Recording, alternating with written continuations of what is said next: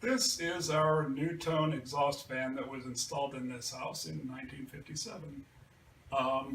One update I've made to it is I've put a Brown grease filter in it, and that kind of helps to cut down on the need for the intervals of pulling this unit down to clean it, because it's easier to just pull the screen down, because all you do is throw that into the dishwasher.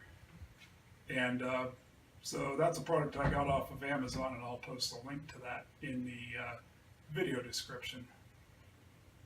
For time being, we'll turn this on for you. We'll get up close to it so you can hear the startup sound.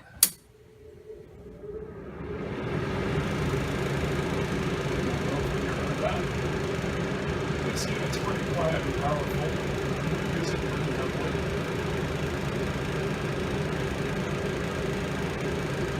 And we'll shut it off. And with that, I will conclude this video. Hope you enjoyed this one, and we'll have more to come. So, see you later.